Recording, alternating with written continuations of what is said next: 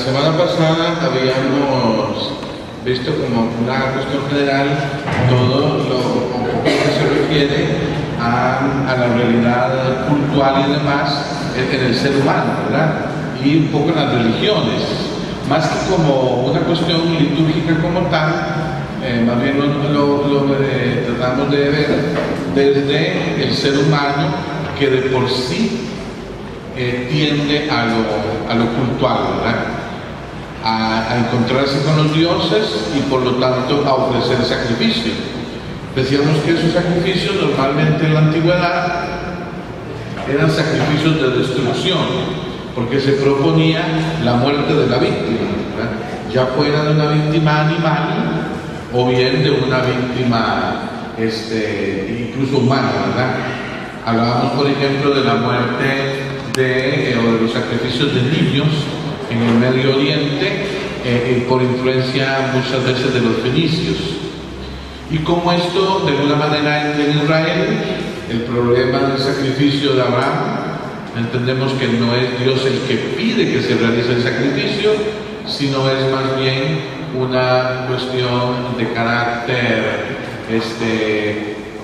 de imitación de lo que se hacía, y entonces el libro de Génesis, el texto sagrado, se opone a eso, narrándolo en forma de la historia que ya conocemos. Y como estos sacrificios cultuales del Antiguo Testamento, también muchos de ellos eran sacrificios de destrucción. La víctima tenía que ser destruida, la víctima moría, sobre todo pensemos en las ovejas, en los bueyes, el ganado, etc. Hasta el sacrificio de Cristo, que si bien supone la muerte de Cristo, pero es sacrificio de vida. Aquí está el gran cambio, porque el Cristo muere pero resucita, muere pero no está muerto en la cruz, muere pero vivirá. Recordemos la idea de la sangre y el agua que salían del costado de Cristo, según el Evangelio de San Juan, ¿verdad? Del cadáver de Cristo brota la vida, por lo tanto Cristo no muere, Cristo resucitará. Y sobre todo por aquella cuestión que en el Evangelio de Juan y en general en el Nuevo Testamento, al tercer día, recuerden, no es una cuestión cronológica, sino que para los judíos al cuarto día ya la persona estaba en dominio total de la muerte.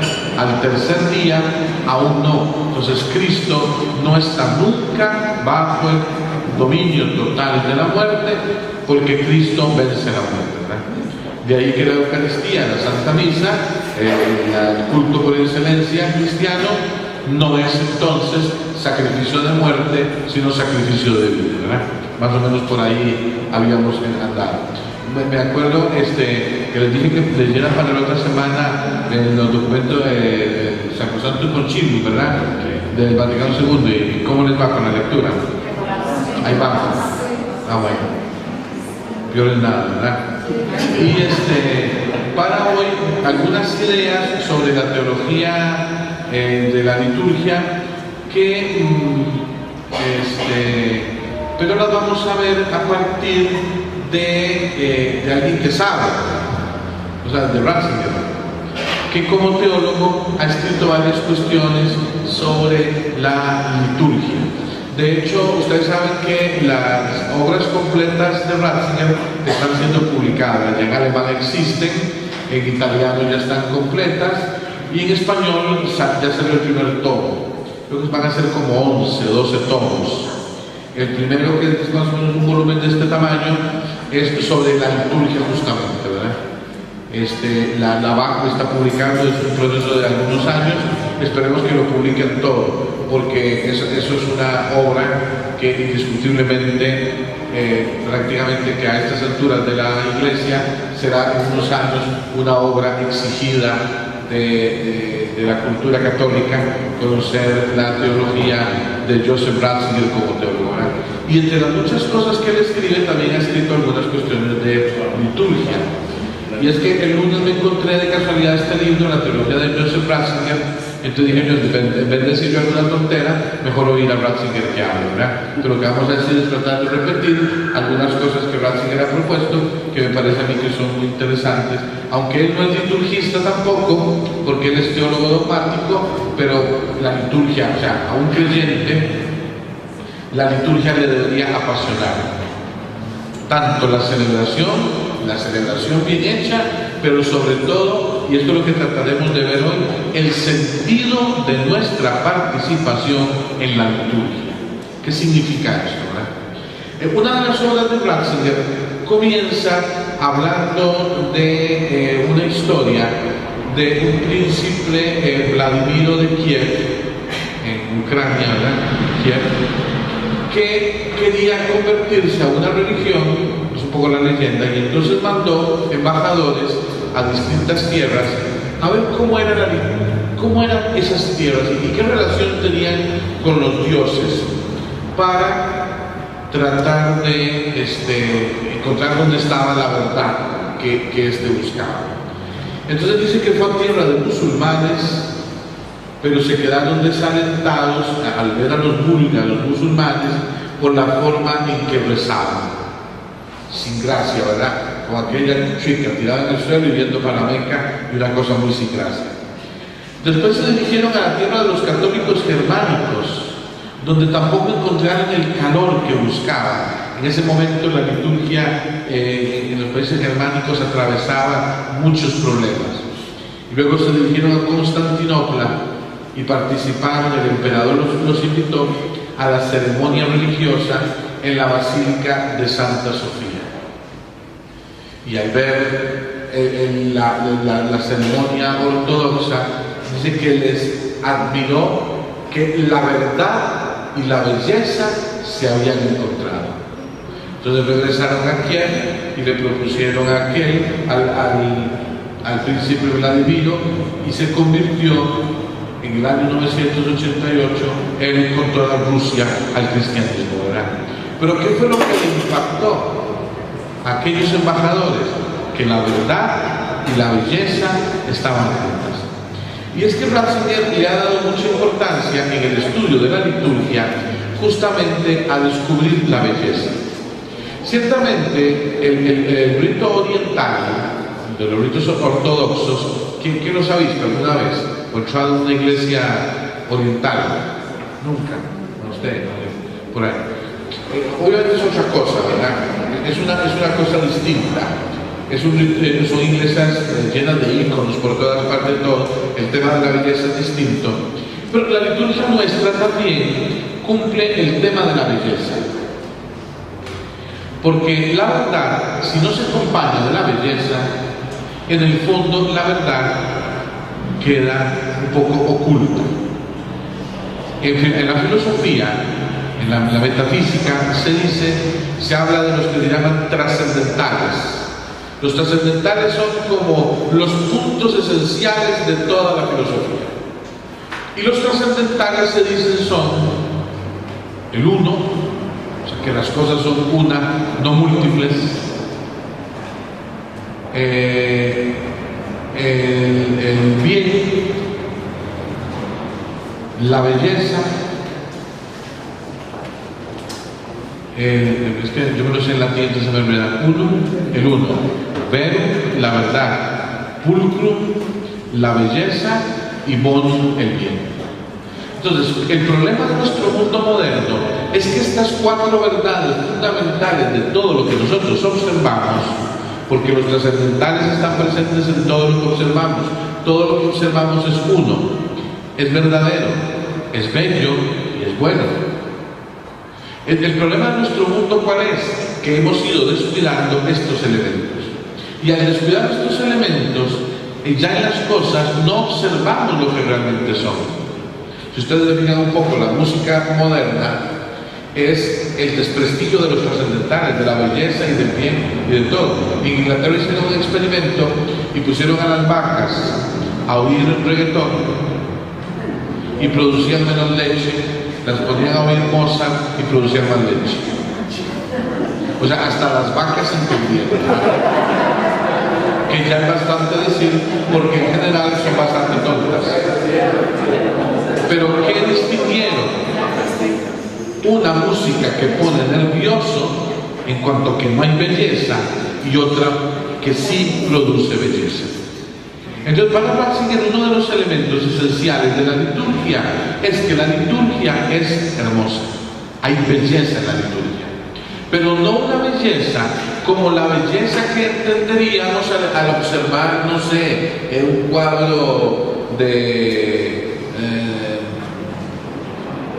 no sé, de Miguel Ángel o de cualquier otro gran pintor, sino que la belleza, esa belleza que está contenida porque refleja un misterio, o sea, porque refleja a Dios. Y para Ratzinger esto es esencial en la liturgia. La liturgia nos debe llevar a la belleza y la belleza nos lleva a la verdad. De hecho, en aquel libro de Dostoyevsky, en el idiota, hay una parte donde dice: la belleza salvará el mundo. Y esto es verdad. La belleza salvará el mundo. Porque cuando la gente está hastiada de la fealdad y del caos, del desorden, cuando se le propone la belleza cautiva, y la belleza necesariamente marca otro camino. Cuando la gente está muy metida en la estupidez y la estupidez de fealdad, proponer verdades elementales cautivan a la persona. ¿Y por qué la cautiva? Porque se está proponiendo la belleza, y se está proponiendo la verdad, y se está proponiendo lo bueno. Y por eso es que esto es cautivante.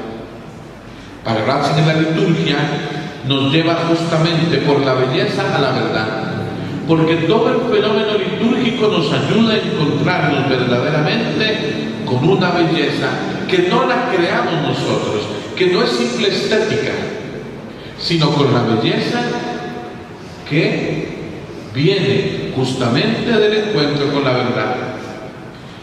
Por eso la Iglesia, a principios del siglo XX, empieza a surgir el llamado movimiento litúrgico. Hay una obra que si algún día se la encuentra en una biblioteca vieja, si no es de ustedes, les recomiendo que se la roben, no es pecado. Porque probablemente nadie la va a valorar y a veces van a terminar esos libros valiosos reciclados. Está muy bueno reciclar, pero cuando se reciclan libros buenos, eso debe ser pecado mortal. El libro es de Romano Guardini. ¿Alguien ha oído hablar de Romano Guardini? Un gran, ya apellido italiano, pero un alemán, un hombre brillante. Cualquier libro de Guardini que se encuentre, algo que se llama El Señor, les recomiendo que lo lean primero y después leen Jesús de Nazaret de Ratzinger. Y Romano Guardini escribió una obra, si se la encuentran por ahí, les digo, se la recomiendo, es vieja, pero es de una riqueza extraordinaria. Se llama El Espíritu de la Liturgia. El Espíritu de la Liturgia. Y ya en esa obra, Guardini, a principios del siglo XX, insistía en que la liturgia tenía que cambiar. ¿Pero cambiar en qué sentido? En que la liturgia, vamos a hacer un momento para atrás.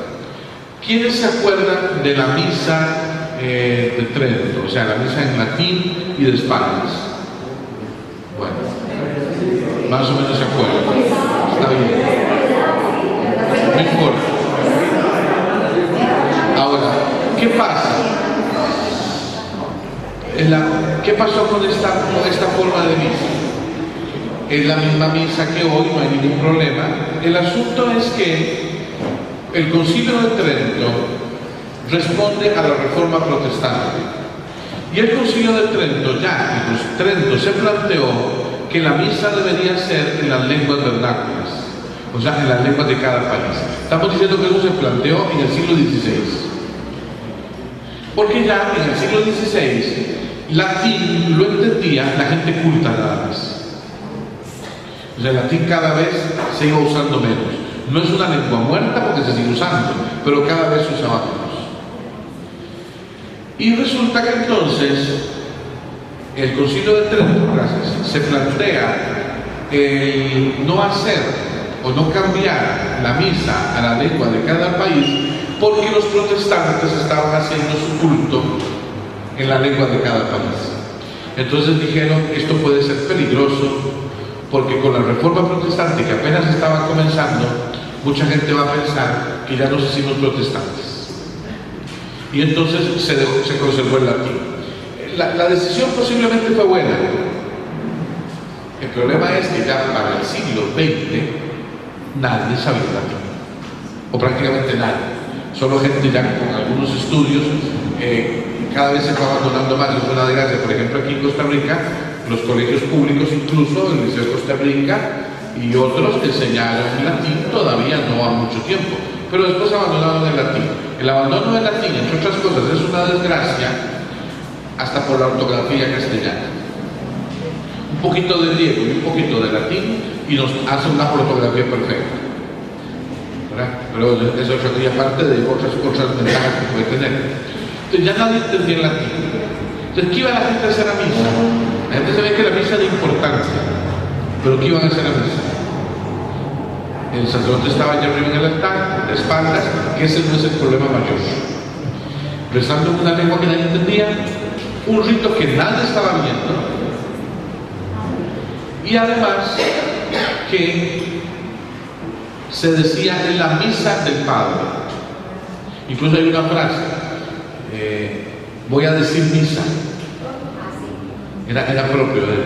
No sé, los fieles no tenían nada que ver. Era mi misa y yo la digo aquí en mi altar. Si ustedes quieren estar bien y si no también. Porque era mi misa. Como que si los fieles no tuvieran nada que ver en la participación del sacrificio de Cristo. ¿Y entonces qué iban a hacer los fieles? Normalmente a dormir.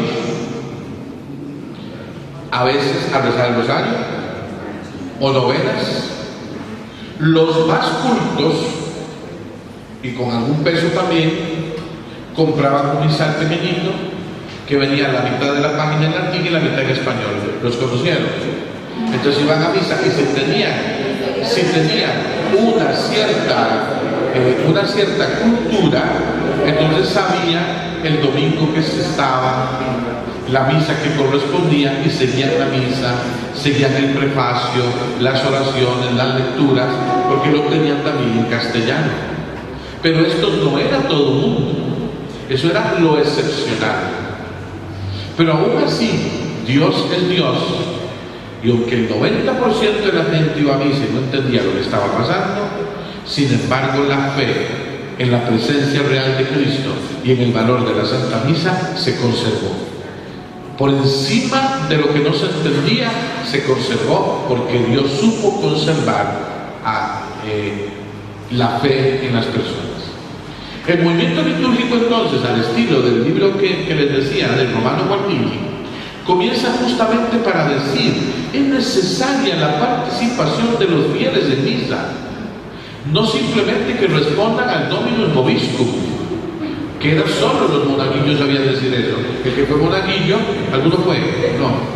Bueno, el segundo sabía responder, porque el único que respondía, el único que sabía, era el monaguillo que le respondía al cura, y del comulgatorio para allá nadie sabía nada. Entonces Romano Guardini es de los primeros que empiezan a decir: es necesaria una reforma en la liturgia para que la liturgia sea más accesible y más participativa. Este espíritu comienza a ir adelante.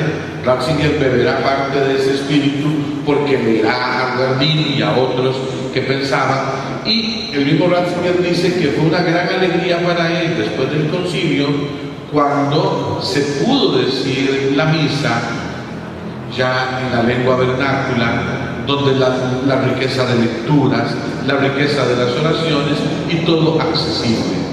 ¿Pero para qué? Para la participación activa. Porque si nos damos cuenta de la belleza de la liturgia, nos damos cuenta de la verdad de que la liturgia nos está proponiendo. Porque la liturgia nos lleva al encuentro con Dios, a encontrarnos con Dios en la liturgia, a descubrir la grandeza de la liturgia en cuanto que es encuentro con el Señor. Es escucha del Señor y es participación al alimentarnos del Señor. No importa si el rito romano, que es el de nosotros, es un rito relativamente sencillo si lo comparamos con el rito ortodoxo, con los ritos orientales. Son más llenos de cosas y de todo. Pero la belleza está también ahí. La belleza tenemos que descubrirla también en la liturgia. Porque la belleza en la liturgia parte justamente de la conciencia con la que nosotros participamos en la liturgia. O sea, no podemos ir a la participar en la Sagrada Liturgia, en la misa, ¿verdad?, principalmente, no podemos ir a participar como espectadores, como quien ve un espectáculo. Por eso la participación es consciente, no solo consciente en las respuestas, o en los cantos, o en los silencios, sino participación consciente de saber en qué estoy, qué es lo que está pasando, y la atención incluso a las oraciones que se dicen, al prefacio de la misa, a la plegaria eucarística, que me meten entonces en el ritmo de la liturgia y descubriendo esa belleza, que no es una belleza solo estética, porque igual podemos celebrar la misa sin cantar nada, rezar, como se dice, pero la belleza no está en que podamos tener un coro polifónico que nos cante una misa de Mozart, qué belleza, o un coro que sepa cantar, o lo que sepa cantar, gregoriano, qué belleza. La belleza no está solo ahí, eso obviamente le da más belleza a la Eucaristía, pero la belleza no está solo ahí. La belleza está en que nosotros, al escuchar la oración, al escuchar la lectura, al escuchar el prefacio, al descubrir el misterio que la liturgia me quiere develar, mi participación sea consciente frente a ese misterio. O sea, saber lo que ahí está pasando. Entonces no importa si es en latín, o en español, o en alemán, o en chino, eso es lo de menos. Lo que importa es lo que está pasando. Lo que importa es el misterio del que estoy participando, y por lo tanto estoy frente a la belleza de Dios. Y la belleza de Dios me lleva a descubrir el bien que es Dios, y me lleva a descubrir la verdad que es Dios. Y me doy cuenta que Dios es uno. Entonces, como Israel, podemos profesar: escucha Israel, el Señor es uno. Descubrimos a Dios en la belleza de la liturgia. Que la belleza de la liturgia no la hace entonces que estemos en una iglesia gótica con coros cantando no sé cómo. La belleza de la liturgia entra primero por la conciencia de nuestra participación en el misterio, porque el misterio de por sí es bello. El misterio de por sí nos pone frente a la hermosura, porque nos pone frente a la hermosura del Creador. Entonces la liturgia nunca es fea, no puede ser. Pueden haber misas mal celebradas, misas celebradas sin cuidado, misas donde no hay participación consciente de los fieles. Eso sí es posible, pero la misa no puede ser fea, porque la misa es acción de Dios y acción nuestra. Y donde Dios entra, no puede haber fealdad. Y Dios nos invita a nosotros, que somos su obra más hermosa, entonces tampoco puede haber fealdad. La misa nunca puede ser fea. La misa no me puede llevar a ninguna parte, porque siempre me lleva a encontrarme con la verdad. La misa siempre me pone frente a lo bueno, frente a Dios, que es el sumo bien. Entonces, toda la reforma litúrgica que ya había comenzado en tiempos de Guardini y que continuó, y que el Concilio Vaticano II la lleva justamente a su máxima expresión, es recordarnos esa belleza en la que tenemos que participar de modo consciente. Por eso la Iglesia introdujo algunas reformas, como que sea en la lengua de cada quien, para que sea más comprensible. Ir a misa y no entender nada es mejor que entender. Pero la piedad no está en que se diga en latín o en español. Ahí no está la piedad. La piedad está en el cómo se celebra. La piedad y la belleza está en el cómo participamos. Si la gente va a misa y está en otro planeta, no sabe lo que está pasando, siempre dicen: es que siempre es lo mismo. Eso es mentira. El que siempre dice que la misa es lo mismo es porque no descubre la belleza de la Eucaristía. No ha descubierto la belleza de la Eucaristía que me lleva a la verdad. Tal vez el marco siempre es el mismo, pero el cuadro siempre es distinto. Desde la oración colecta, las lecturas, los prefacios, las plegarias, todo siempre es nuevo. Y cuando uno se habitúa a esa belleza de oraciones, a lo que las oraciones muchas veces dicen, eso me lleva a la participación consciente y empezamos entonces a tener y a sentir necesidad de participar conscientemente de la Eucaristía. Porque entonces ya nuestra participación en la Sagrada Liturgia no es una participación de espectador, sino es la participación del que se involucra. Y se involucra no solo respondiendo, se involucra siendo consciente de lo que está sucediendo y de aquello en lo que está participando. Esta fue una de las grandes llamadas del movimiento litúrgico y sobre todo de la reforma, como les digo, del Concilio Vaticano II. ¿Qué es lo que ha pasado a veces? Que hemos perdido esta conciencia de que la liturgia nos pone frente a la belleza y frente a la verdad y frente al bien. Y entonces creemos que si hacemos la misa más espectacular, entonces la misa es mejor. Como si el fruto dependiera de una falsa iniciativa nuestra. Entonces cantemos cha-cha-cha para hacerla más alegre. Entonces ahí empezamos a destruir la belleza de la Eucaristía. Porque como les digo, la belleza está en descubrir a Dios. La belleza no está en una pura estética externa. Claro, lo estético externo va a ayudar. Si los ornamentos son más bonitos, y si los manteles están limpios y ordenados, y si las velas están al menos del mismo tamaño, y si la iglesia está bonita, y si las imágenes son bonitas, todo eso ayuda, inspira y lleva a.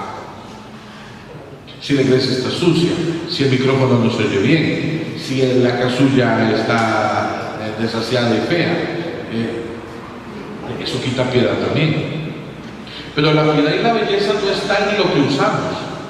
La piedad y la belleza están justamente en lo que hacemos, de lo que participamos.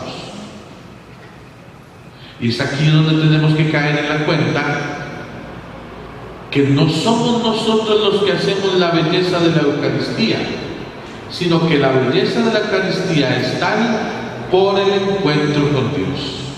A mayor escucha de Dios, mayor belleza descubrimos. A menor escucha de Dios, menor belleza descubrimos. ¿Y cómo vamos descubriendo la belleza y la verdad? En el tanto y en el cuanto nosotros participemos conscientemente realmente de la Eucaristía. Esto es lo que ha pretendido el movimiento litúrgico iniciado hace muchos años y llevado al culmen en el Concilio Vaticano II. Pero es también, tenemos que reconocerlo, y esto Ratzinger ha llamado la atención en algunos momentos siendo cardenal y todavía como papa también, llamó la atención a la iglesia. ¿Por qué? Porque muchas veces no nos enfrentamos a la verdadera belleza de la liturgia.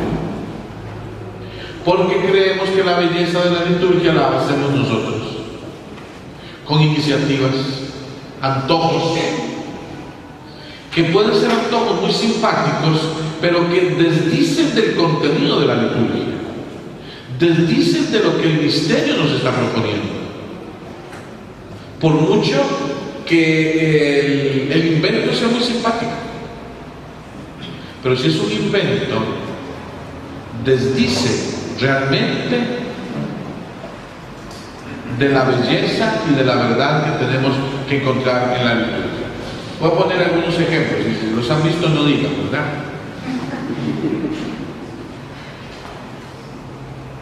En la liturgia de la Pascua, del Sábado Santo, es donde más tonterías se hacen a veces. Tonterías se hacen. El cirio, que se bendice al principio con el fuego, el cirio simboliza a Cristo resucitado.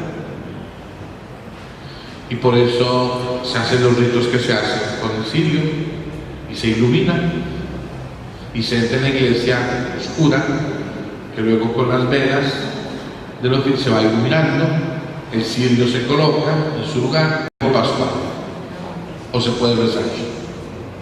Y el pregón canta de la belleza del cirio, que es como la columna que guiaba a los israelitas y que es el testigo de la noche dichosa en la resurrección de Cristo, y toda la belleza de lo que canta el pregón, que es un himno precioso, antiquísimo y precioso. Muy bien. En ese momento la iglesia debe estar iluminada, porque vienen ahora las lecturas, la palabra de Dios que es luz. Se metió en la maña, yo no sé de dónde, de rezar las lecturas con las luces todavía apagadas. Entonces, ya Cristo, que el cirio, que es luz, ilumina, y seguimos a oscuras. Ya aquí está la primera contradicción. A la hora de gloria, encienden las luces, que ya deben estar encendidas, y las únicas que hay que encender eran las velas del altar, porque esto simboliza el paso del Antiguo al Nuevo Testamento, representado en el altar que es Cristo.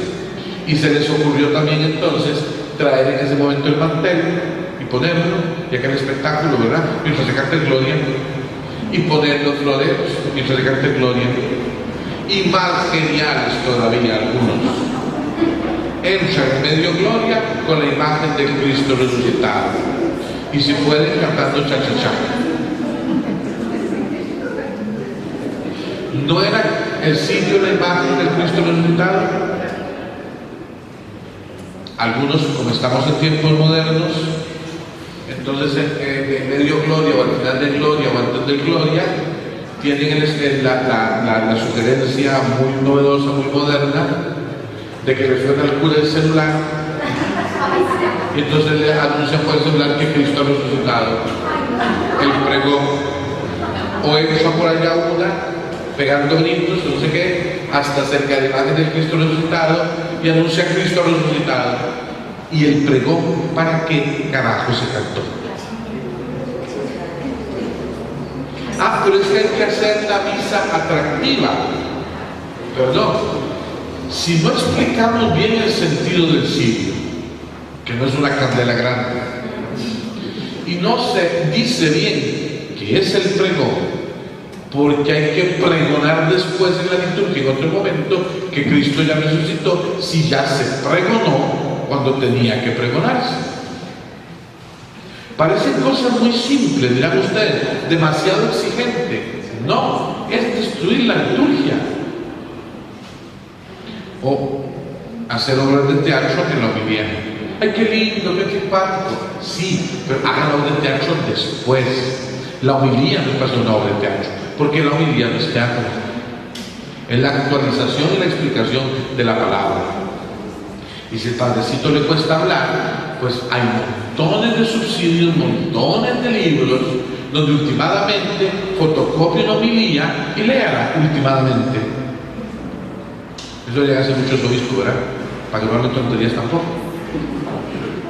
Pero entonces se dan cuenta de que son pequeñas cosas, parece, pero que en la realidad están destruyendo la belleza de la liturgia.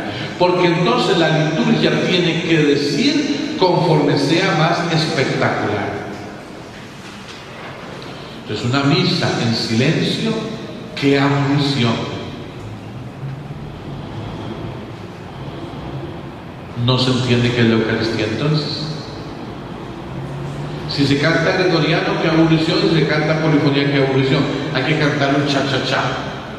Y bueno, yo no sé a ustedes qué les pasará, pero por ejemplo, si a mí me ponen en la misa un himno que tiene la música de la viquina y aunque tenga la letra del Salmo 51, yo estoy pensando en la viquina y no en el Salmo 51. ¿Por qué? Porque aquello puede más.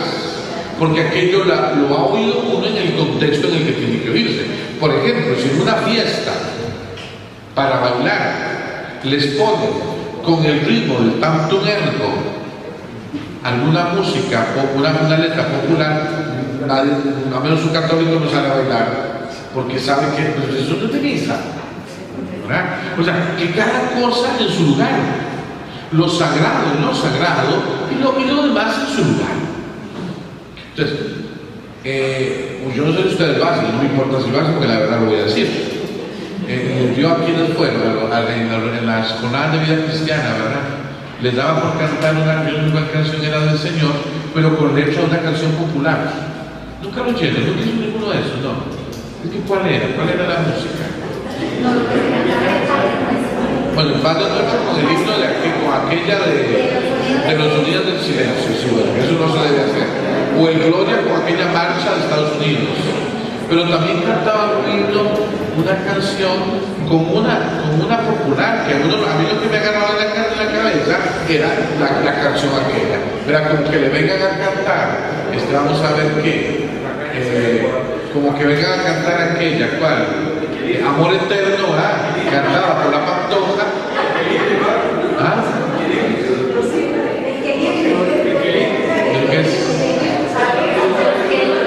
Bueno, no importa, lo que sea, que le canten a uno Amor Eterno, no, era la Rocío Dúrcal, es la que lo canta, no, la Rocío Dúrcal, que le canten Amor Eterno con un salmo, pues uno se acuerda inmediatamente de la Rocío, no se va a acordar de otra cosa. ¿Por qué? Porque cada cosa va en lo suyo. La belleza de la liturgia no se hace por iniciativas que son muy bien para un circo de 3 pistas, pero no para la liturgia de la misa. Entonces confundimos la belleza que de por sí tiene la liturgia, se confunde con iniciativas para hacer la misa atractiva. La misa no se hace atractiva porque pongamos una comparsa. La misa se hace más atractiva, primero que nada, en la medida en que yo estoy participando de la Santa Misa, soy consciente de dónde estoy y en qué estoy. Porque puede que el padrecito esté medio dormido, ya muy viejito, que no sabe hablar, puede que no sepa hablar, puede que no se le oiga. Pero mi participación consciente de la liturgia no me quita que yo entienda lo que está sucediendo. Porque la Eucaristía es asunto de todos, ¿verdad? Entonces la belleza no está en el cómo se celebra la misa en el presbiterio. La belleza y la verdad y el bien de la liturgia los descubro, los encuentro, los participo cuando yo soy consciente de la participación activa en la liturgia, ¿verdad? Entonces vean que es una cosa muy distinta. Y esto es lo que el concilio ha querido, que nosotros nos demos cuenta de qué es realmente la Eucaristía para que participemos en ella con la conciencia de lo que estamos realmente haciendo. No para que participemos como participan las bancas en misa. Están ahí nada más. Tampoco es responder a gritos. No se trata de eso, se trata de ser consciente que cuando se nos invita oremos, por ejemplo, es presentar nuestras oraciones, que luego el ministro las recoge en una sola oración que se dice, a la que le pongo atención. A veces le ponen ustedes atención a la belleza de oraciones muchas veces que se dice. O los que tienen la misa cada día siguen esas oraciones. O sea, escuchándola porque el sacerdote es el que le está ofreciendo a Dios por todos, pero después, o antes de ir a misa también, los que tienen la misa cada día, repasarla, fijarse, y cuáles son las lecturas, y prestar atención, que si la homilía fue buena o no, eso no importa, porque la participación consciente y real de la Santa Misa no está en que la homilía sea mejor o no, está justamente en que yo participe con conciencia y sepa lo que está pasando. A mí antes me daba rabia y ahora no, ahora he aprendido que mejor me quedo callado, porque la verdad, para que sea cosa un hígado. Pero a veces cuando las lecturas, por ejemplo, terminan, el domingo es un caso, o terminan, nos llevan dentro de la lectura por los siglos de los siglos. Entonces, amén, responde más de uno. Están geniando. Porque si estuvieran de verdad prestando atención, no responden ese amén cuando hay que responderlo, porque saben que están escuchando, que se habitúan a responder amén nada más, cuando por los siglos de los siglos, amén, automáticamente. Y no, entonces no hay participación consciente. Está uno en una participación inconsciente en la Eucaristía. La belleza de la liturgia está precisamente en descubrir la belleza que me lleva a la verdad y al bien por nuestra participación consciente. Porque si yo entonces simplemente vamos a pegar los altares contra la pared y el cura se encarga en el altar a pasearse de aquí para allá, de allá para acá, de aquí para allá, de allá para allá, y luego a la hora de la comunión se da la comunión y vámonos y ya está. No, eso no es la belleza de la liturgia. Que eso no indica que no debemos valorar la belleza de la liturgia de Trento, que no está prohibido celebrarla, para quien sepa celebrarla. Pero que participemos nosotros en la belleza de la misa de Pablo VI con la conciencia de lo que estamos haciendo. Porque dice Pablo, decía Ratzinger también, perdón, que la belleza o que la liturgia se expresa con unas palabras en latín, exitus reditus. Eso no es nada de otro mundo. Exitus, salida, reditus, retorno. Dios salió hacia nosotros y en la liturgia también regresamos a Él. O sea, es ese movimiento, salida y retorno. Salimos, sale y regresa. Dios viene a nosotros y nosotros volvemos con Él. La liturgia nos debe proponer y presentarnos ante el misterio de la eternidad. La encíclica última, si no me equivoco, que escribió Juan Pablo II, justamente Eclesia de Eucaristía. Búsquenla por ahí y vuelvan a leerla. El Papa Juan Pablo II decía que la Iglesia nace de la Eucaristía. Sin Eucaristía no hay Iglesia y sin Iglesia no hay Eucaristía. Esto nos debe llevar a una participación realmente consciente del misterio y de la belleza de lo que estamos. Por eso decía Juan Pablo II que la liturgia de la misa es lo más cercano a la eternidad que nosotros podemos contemplar aquí y ahora. Porque en la liturgia oímos primero a Dios que nos habla y luego lo comemos. En la eternidad lo contemplaremos para siempre. Decía que cuando se celebra la misa, prácticamente que entramos en la eternidad. Es como que si el tiempo se quedara fuera de la puerta y nosotros entramos un momento en la eternidad para después volver a regresar al tiempo. Por eso el mismo Concilio Vaticano II dirá, ustedes lo han leído ya o lo leerán en el Sacrosanto Concilio, cuando dice que la misa es el centro y la raíz de la vida del cristiano, es la cumbre de la vida cristiana. O sea, nosotros vamos a la Santa Misa para escuchar, para contemplar, para vivir, para llenarnos de Él. Y luego regresamos a las realidades de cada quien para vivir y seguir viviendo la Eucaristía. Porque ya venimos con fuerza y con la energía y con la luz necesaria para que podamos entonces volver a la vida, al trabajo, a los sufrimientos, a las alegrías, a las ilusiones, a las esperanzas, con un espíritu completamente nuevo. ¿Cuál es el espíritu completamente nuevo? Hemos participado en la belleza que me lleva a la verdad y al bien, que es Dios. Entonces, cuando regreso a las realidades, voy con un espíritu distinto, porque vengo de un momento de eternidad para regresar al tiempo. Y esto, aunque solo participáramos en la misa el día domingo nada más. Si podemos participar más días en la semana, pues todavía mejor, porque vamos tomando el espíritu, la riqueza. En el año 2000 más o menos, por ahí Ratzinger escribió un libro también que le puso el espíritu de la liturgia.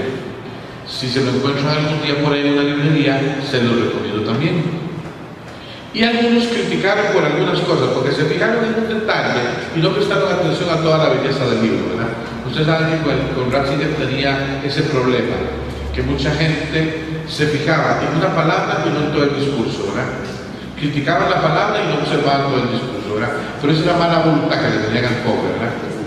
Entonces él escribe el espíritu de la liturgia y un liturgista por ahí le reclama algunas cosas, un protestante le reclama algunas cosas sobre la liturgia y demás.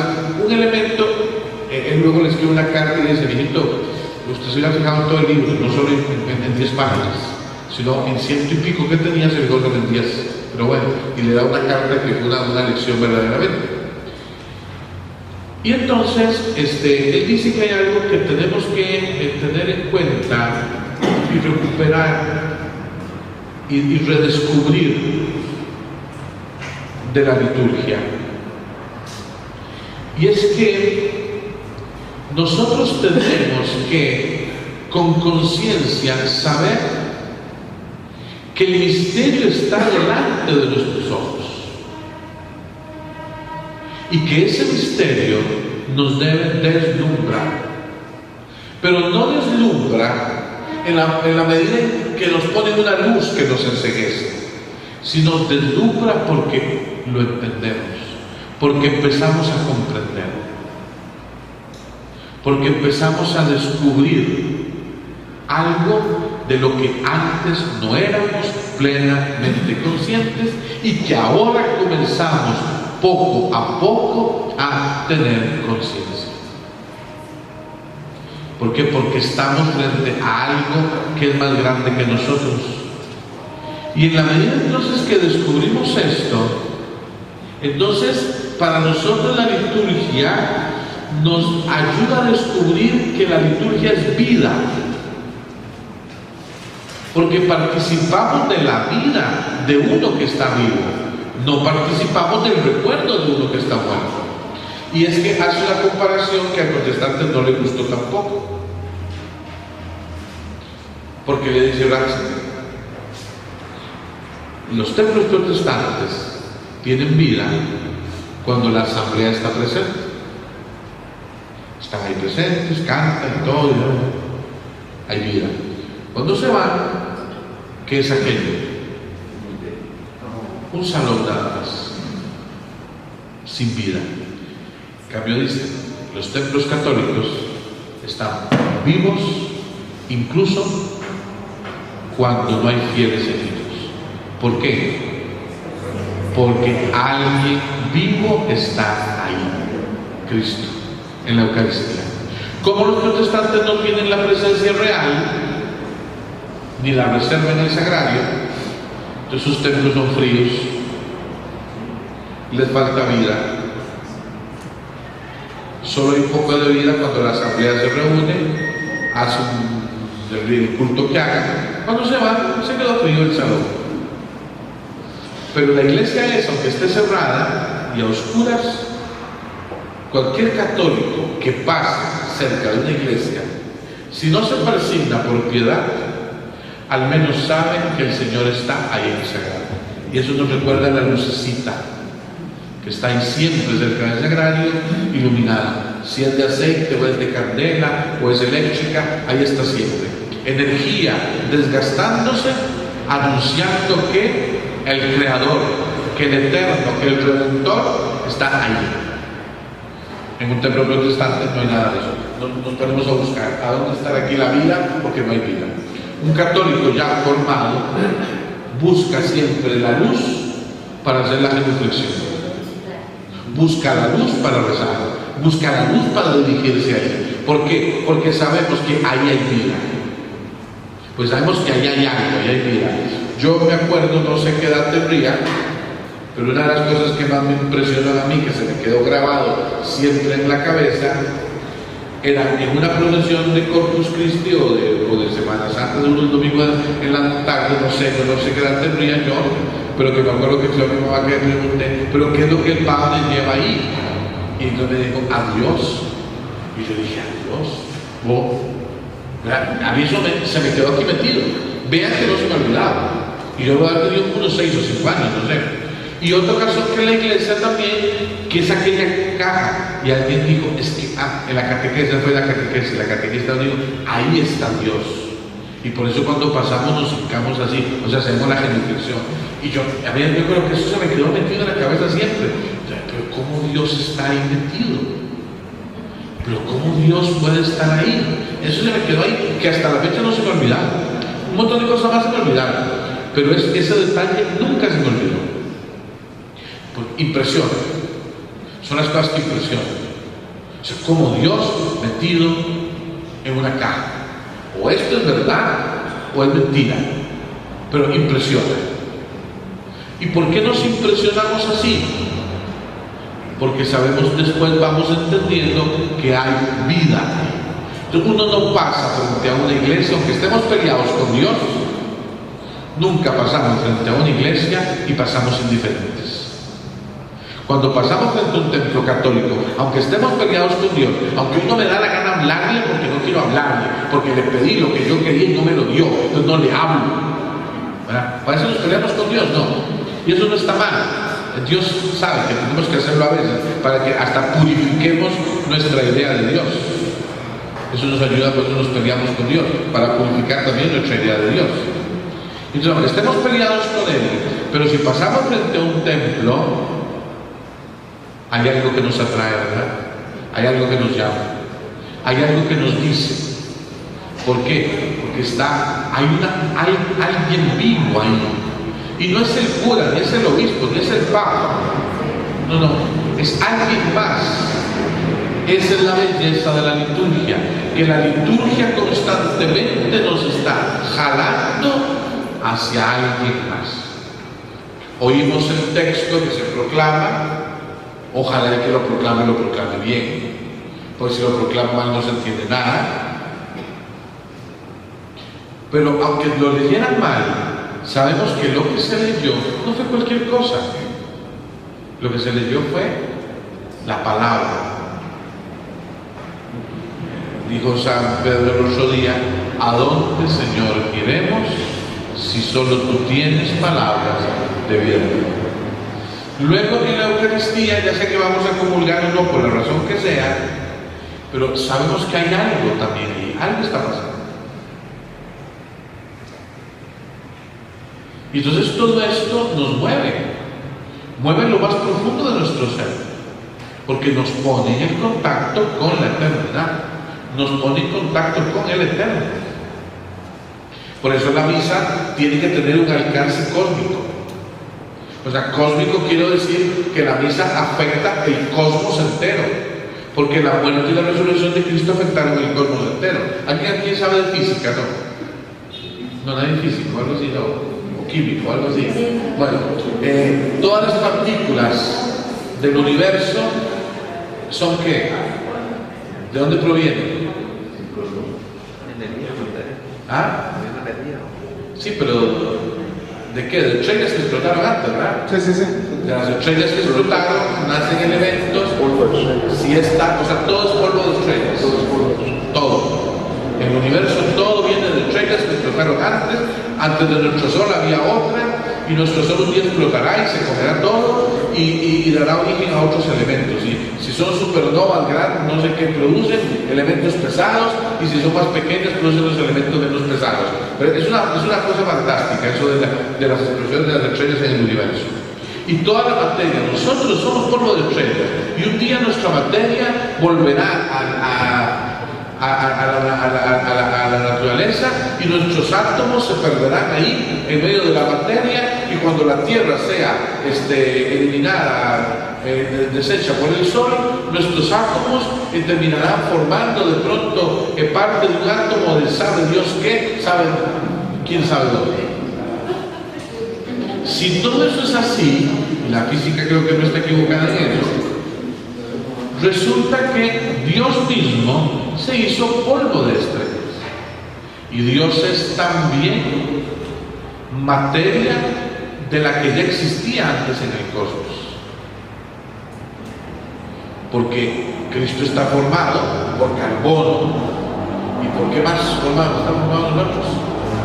Carbono, hidrógenos, el oxígeno, el helio y no sé cuántos chuches más. Lo mismo que formaba a Cristo, a nosotros lo forma a Él. Entonces, el alcance de la vida de Cristo en la materia alcanza el cosmos entero. Entonces, la celebración de la misa no puede ser que no afecte el cosmos entero, Porque cada día, cada momento que se celebra la Eucaristía, el pan y el vino, materia, dejan de ser pan y vino, siguen siendo materia, pero ahora forman el cuerpo y la sangre de Cristo. Y esa materia que hoy forma Cristo, ayer fue agua, ayer fueron uvas, ayer fue trigo, y antes fueron otros elementos, y todos los elementos que forman este universo y que nos forman a nosotros. Entonces el alcance de la celebración de la Santa Misa tiene que tener alcances cósmicos. A lo mejor, si hay gente inteligente por allá en otros planetas, quién sabe dónde, la celebración de la misa los está afectando sin que ellos sepan. Porque no puede ser que el valor de la Santa Misa no alcance hasta el último rincón del universo. No podía ser. Entonces, frente a semejante belleza y frente a semejante realidad, ¿cómo no nos vamos nosotros a cautivar por la belleza y por la verdad que nos transmite? Y por eso, volviendo a la idea que proponía Ratzinger y Guardini y muchos otros de la reforma, el movimiento litúrgico, es participar cada vez con más conciencia en la Santa Misa. Conciencia de saber en lo que estoy, conciencia de saber lo que está pasando, conciencia también de responder, y si se puede cantar, de cantar, y se puede rezar, de rezar. O sea, que nos cautive siempre el misterio, de manera que siempre que vamos quisiéramos que no terminara, que siempre que vamos quisiéramos que se prolongara, porque es un momento de terminar. Y que cuando termina anheláramos querer volver a la próxima, al día siguiente o a la semana siguiente, según lo que cada quien pueda. Y que si no podemos participar en algún momento de la Santa Misa por una situación que escapa de nuestras posibilidades, al menos sentir en alguna parte que la misa se está celebrando. Entonces ahí, aunque sea espiritualmente, estoy presente. ¿Por qué? Porque por horario aquí ya no, pero por horario del otro lado del mundo ya es de día. En alguna iglesia católica, en el otro lado del mundo, están celebrando misa. Y mañana cuando amanezca las haremos nosotros, y ahí seguirá. Entonces esa participación consciente que nos lleve a la belleza, a descubrir el misterio de aquel que en la Santa Misa vive para siempre. Dice aquí en una partecita Ratzinger: Eucaristía significa tanto el ofrecimiento de la comunión, en la que el Señor se hace comida para nosotros, como la entrega de Cristo, que completa su sí trinitario al Padre con el sí de la cruz, al reconciliarse de este modo con el Padre eterno. Entre comida y sacrificio no hay contradicción. En el nuevo sacrificio del Señor, ambas se hacen inseparables, porque el que se sacrifica se nos da como alimento. Por eso en la Eucaristía, en la comida y el sacrificio son inseparables. Y por eso participamos de este misterio que un día en la eternidad ya no existirá, porque en la misa, en la eternidad no hay misa. La misa es para aquí, ahora, porque es anticipo de la eternidad. Cuando lleguemos a la eternidad, contemplaremos.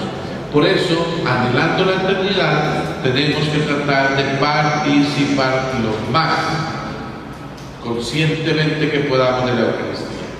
Y la conciencia, recuerden, es saber de lo que estoy siendo testigo, saber de aquello en lo que estoy participando, de la belleza frente a lo que estoy, de la verdad que se me revela y del bien tan grande del que estoy viviendo.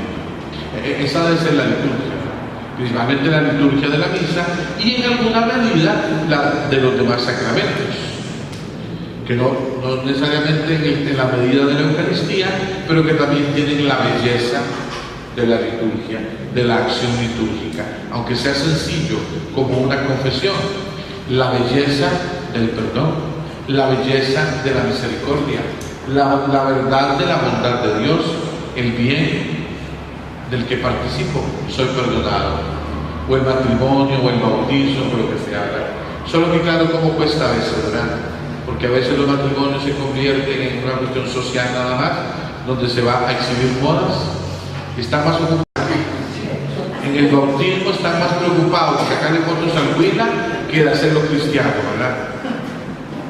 Y en la misa están más ocupados en contestar el celular que en otras cosas, ¿verdad?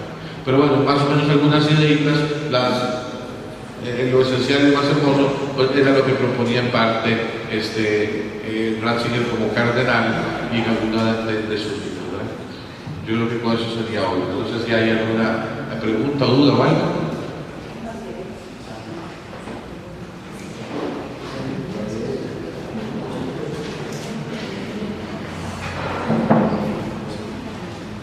Estaba más o menos bien. Bueno.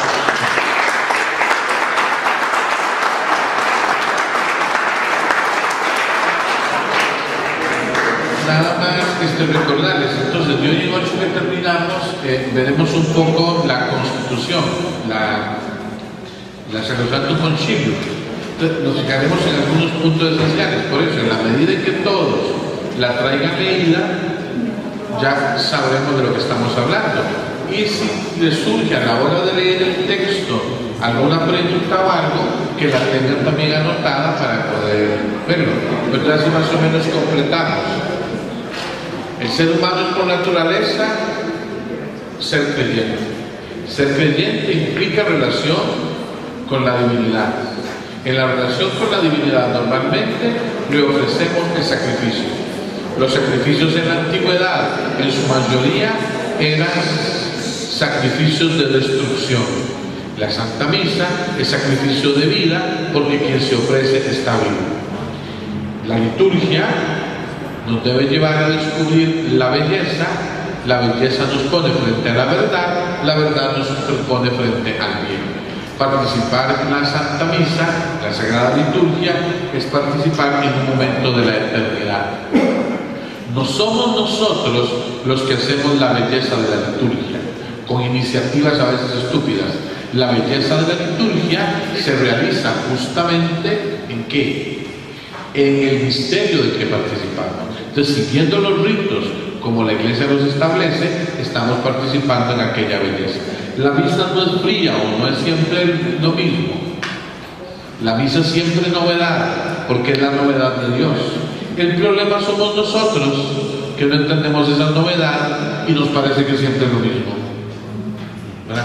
Porque si ustedes quieren a la esposa, al esposo, a los hijos, a los nietos, a quien sea, les dicen te quiero, ¿verdad?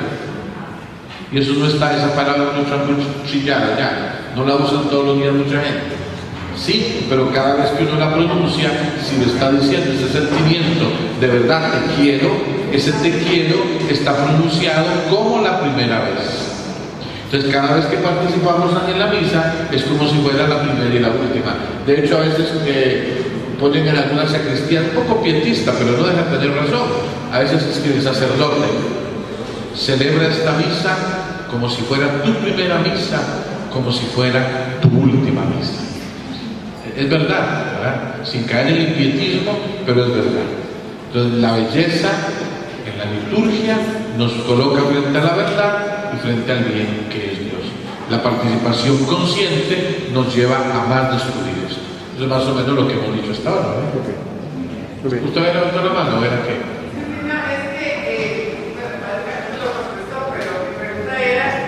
Queda claro que sin importar, digamos, algunos detalles extra que se le ponen a la misa, es la misa lo que vale, pero el porqué de a veces hay diferencia en los ritos que utiliza el mismo sacerdote, o sea, que le aporta o que no le aporta un rito más amplio, tal vez.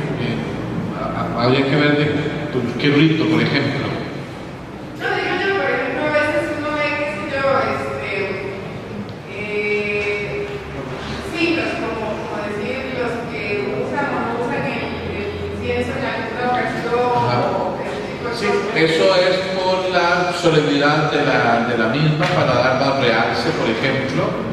El incienso, por ejemplo, ojalá podamos darlo todos los domingos, en las solemnidades, que de ahora que se está en Pascua, en lugar del Señor ten piedad, hacer la aspersión con agua bendita para recordar el bautismo, que es la cuestión pascual. Algunos de estos ritos están ya prescritos en la liturgia, que se pueden celebrar en algunos momentos, porque son optativos según las circunstancias, según la época, según el tiempo, ¿verdad? La belleza no está en que usemos más o menos incienso, sino en la solemnidad a la hora. La solemnidad no es algo demasiado aparatoso ni amanerado. La solemnidad no está ahí. La solemnidad está en hacer las cosas con piedad.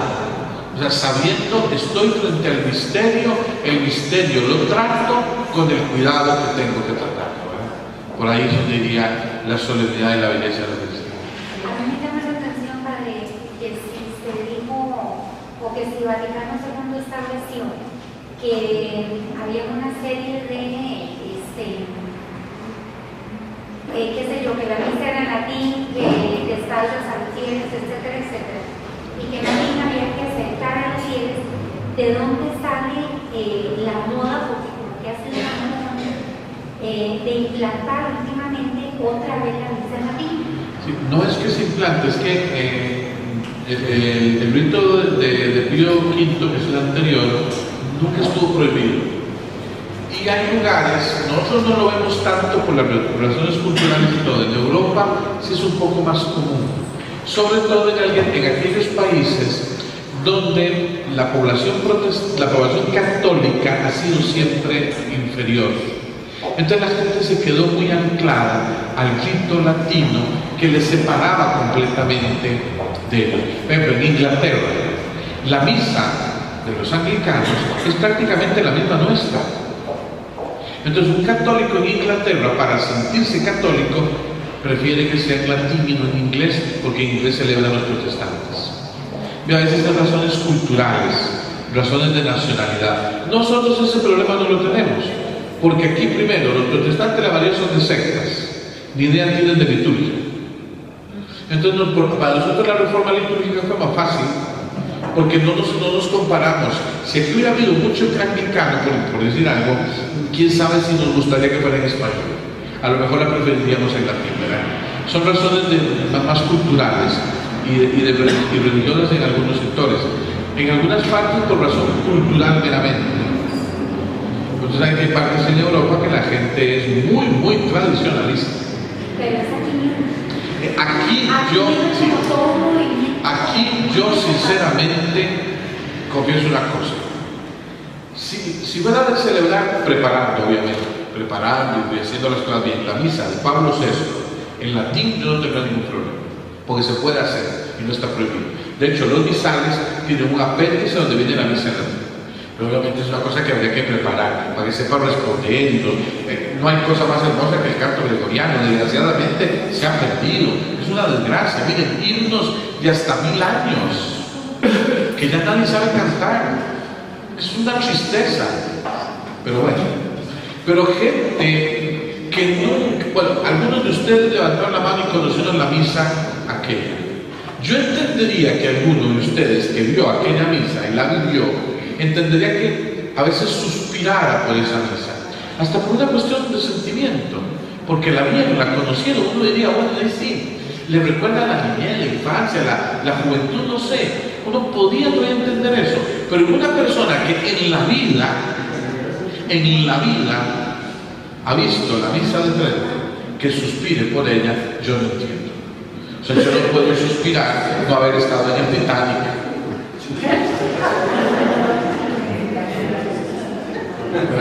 Yo no sé hasta dónde es, no sé, un pietismo que hay que a veces tener cuidado. Digo yo, no sé, pero no juzgar a nadie. Vale, tengo entendido la misa celebra, o es preferible celebrarla en el templo, ¿verdad? Sí. En Semana Santa ahora, en la Trinidad de Moravia no cabemos en el templo. Sí. Entonces, acostumbramos a hacer la alimentación, obviamente con todo, ¿verdad? Sí, bien. Esta vez el padre decidió hacerla en el templo y a mí me pareció que eso no estaba bien, se están modificando, parece que está bien porque no cabía. Entonces hay una gente que se iba a quedar afuera del templo y otra gente que iba a estar dentro del templo, para que así fue lo que fue. Le pregunté a él que me quería tomar la decisión y dijo que eso tiene que ser en el templo, definitivamente. Sí, el lugar ideal es eso, el templo, porque es el lugar apto y propio para eso. El problema es que en algunas comunidades los templos se han quedado pequeños. Entonces ahí obviamente hay un conflicto entre ¿qué hacemos? El templo porque es el lugar idóneo para, o dado que hay tantos, entonces Pero lo que vale es la presencia de la gente y la atención que la gente ponga. no, vale todo. No, es que tiene que valer todo. Es ahí donde habría que tener cuidado. La salida más práctica sería que todos en la sociedad se organicen y hagan la iglesia más grande, ¿verdad? Pero no es tan fácil, ¿verdad? Ahí en esos casos hay que buscar lo que pastoralmente, me parece a mí, sea lo mejor. De pronto, buscar un lugar más grande, donde la gente esté. Porque lo que hace la iglesia no es el edificio, somos nosotros. Entonces hay que buscar que se adapte, claro, acomodándolo acorde a, ¿verdad? Es complicado, sí.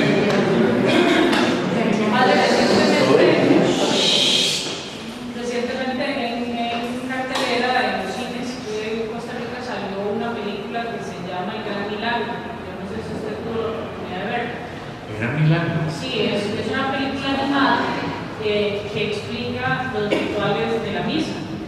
Más bien la pregunta era si la había visto para ver si se acopla. ¿En el cine? Sí, estuvo un tiempito en el cine, cortito, y ahora estamos tratando de en cualquier video. Préstemela para él, no la conozco. Y Es sobre la misa. sí, es que, digamos, relata todo lo que pasa en la misa. La duda mía es si se adapta esa película a lo que es liturgia y si es viable, digamos, enseñársela, por ejemplo, a niños para que sepan. No le puedo responder porque no la conozco. Si usted me la prestara, tal vez en estos días, aunque yo no esté, me la deja para verla y le respondo de noche, porque así sobre edad no sé. De hoy noche respondemos. Bueno. Nada más, cuando usted comentaba la dimensión cósmica de la transubstanciación. Transubstanciación. Eso me quedó un poquito de duda, como una cosmovisión New Age de la Eucaristía, ¿verdad? No. Que tiene una dimensión chopra, ¿verdad? Que dice que puede estar como en molécula. No, nada que ver, igual, todo lo contrario. En el más perfecto catolicismo. En el más perfecto catolicismo. Porque estas ideas de esta gente la han venido cogiendo de ideas católicas. Por ejemplo, yo estaba pensando más bien en el padre Teilhard de Chardin, con todo el tema de la evolución y de todo lo demás, que se dirige hacia el Cristo cósmico, que es una idea perfectamente católica que desgraciadamente algunos de estos nos la han robado, pero no. Es en el sentido cristiano, en el sentido católico, de que toda la materia es buena porque toda la materia es creada por Dios. Incluso en el sentido de que no hay, el catolicismo es la religión más sanamente materialista que existe, porque Dios mismo se hizo materia y se queda materialmente entre nosotros, no igual en ese sentido, no. En el sentido más católico del Dios que creó hasta el último quarks en el último rincón del universo, ¿verdad? En ese sentido, sí. Bueno, no me pongo en 8 si Dios quiere. Buenas noches.